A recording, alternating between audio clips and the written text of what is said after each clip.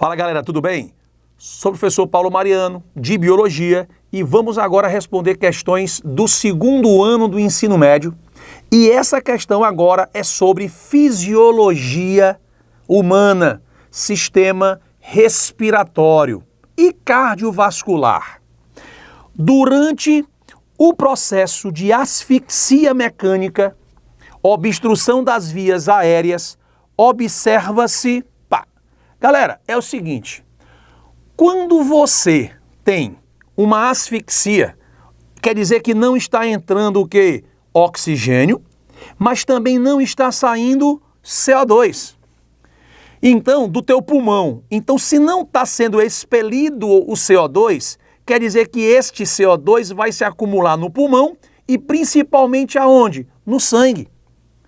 A gente sabe que o gás carbônico ele é essencialmente transportado não pela hemoglobina, lá na hemácia, e sim dissolvido no plasma na forma do íon bicarbonato.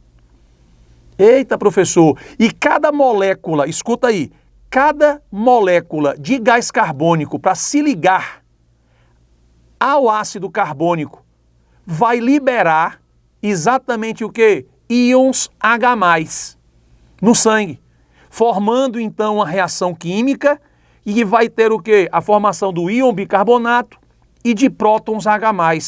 E a gente sabe que quanto mais prótons H+, mais acidez fica no meio. Então vai provocar, quando você tem um aumento do gás carbônico no sangue, você tem um aumento dos íons H+, e isso provoca o que nós chamamos de acidose sanguínea. Ou seja, você vai ter o aumento da acidez, especificamente o que está mostrando no item C, na alternativa C. Então fica a dica.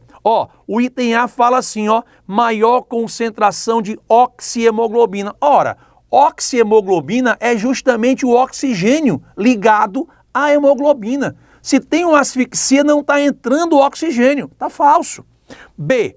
Aumento do pH sanguíneo. Mariano, aumentar o pH sanguíneo quer dizer tornar o meio mais o quê? Neutro ou alcalino. Ah, professor, seria o contrário. Seria o contrário. É a alcalose sanguínea. Mas, nesse caso, é a diminuição do pH sanguíneo, tornando o sangue mais ácido, processo chamado de acidose. Pronto, essa é a nossa resposta. D. Menor formação de ácido carbônico. Independe. Na realidade, o ácido carbônico ele já existe no nosso sangue. Se tu tem CO2, CO2 e ácido carbônico vão reagir através de uma enzima chamada de anidrase carbônica, vai formar o íon bicarbonato e H+. Maior produção de ATP nas mitocôndrias. Ora, galera, para produzir ATP lá na mitocôndria, tem que ter o evento chamado de respiração celular aeróbica, ou seja, usando oxigênio. E eu tenho um processo de asfixia, então eu não posso ter este aumento, maior produção de ATP. Então, com certeza, resposta correta, alternativa C. Beleza? Ok? Pois até a próxima questão. Valeu, pessoal! Essa questão agora fala também sobre sistema respiratório humano. Vamos lá. A asma é o estreitamento dos bronquíolos, pequenos canais de ar dos pulmões, que dificulta a passagem do ar, provocando contrações ou broncoespasmos. As crises comprometem a respiração, tornando-a difícil. Quando os bronquíolos inflamam, segregam mais muco, o que aumenta o problema respiratório. Na asma, expirar é mais difícil do que inspirar, uma vez que o ar viciado permanece nos pulmões, provocando sensação de sufoco, de sufocamento. Leia atentamente as seguintes afirmativas sobre o processo de respiração no corpo humano. No processo de inspiração, o ar percorre o seguinte caminho pelos órgãos do sistema respiratório: cavidades nasais, faringe, laringe, traqueia, brônquios, bronquíolos e alvéolos pulmonares. Pulmões. Galera, é exatamente esse o percurso. É exatamente esse o caminho do ar inspirado, inalado, até o alvéolo. Então a afirmação 1 está o quê? Correta. A 2.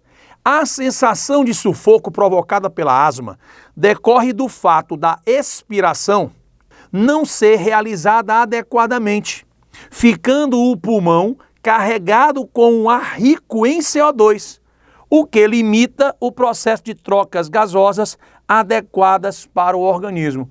Não sei se você vai lembrar, mas ele fala lá no texto, fala o seguinte, ó. Ele fala: o ar viciado permanece nos pulmões, provocando exatamente o quê? A sensação de sufoco. Então, o 2 está o quê? Corretíssimo. 3. O muco e os cílios presentes no epitério dos brônquios e bronquíolos têm um papel fundamental na respiração, pois promove a retenção de partículas e micro-organismos do ar, que serão varridos em direção que? A garganta. Ou seja, vai subir para a gente expelir esse material ou até mesmo engoli-lo. Pois da faringe, a faringe é um órgão comunicante tanto do sistema respiratório quanto do sistema o quê? Digestório. Então esse muco normalmente sai da região da laringe e cai direto no esôfago. Pronto, professor, a 3 está corretíssima. Então, professor, e a 4? No processo de inspiração, a musculatura intercostal se contrai e o diafragma se eleva. Galera, é o contrário. Aumentando o volume da caixa torácica, ok? O que permite a entrada do ar nos pulmões. Mas o problema está no começo, é o contrário. Então, o 4 está o quê? Falso. Está correta apenas a alternativa. Aí ele bota 1, 2 e 3 apenas. Ah, professor, então ficou fácil, ficou só a massa, é a nossa alternativa D. Beleza? Vamos agora para a próxima questão? Galera, vamos agora para essa questão que fala sobre doenças do sistema respiratório. Olha aí, um dos principais prejuízos à saúde relacionados ao hábito de fumar é o desenvolvimento de efizema pulmonar. Ele fala, ó, explique como ocorre esse quadro clínico no corpo humano. Galera, também poderia citar que um dos grandes agravantes do hábito do fumo é câncer. Câncer de faringe, câncer de laringe, câncer de pulmão. A gente sabe que além da fumaça do cigarro ser rica em toxinas, tá? Ainda é quente.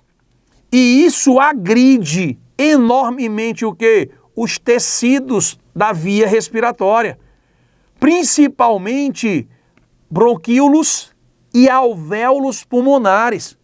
Vai causar o quê? Lesões nos alvéolos, e isso impede o quê? Inflamação, lesão, e isso vai totalmente atrapalhar ou dificultar a chamada hematose, que é exatamente o quê? Do ar que você inspira, rico em oxigênio, esse oxigênio entra na tua circulação, entra no teu sangue pelo alvéolo.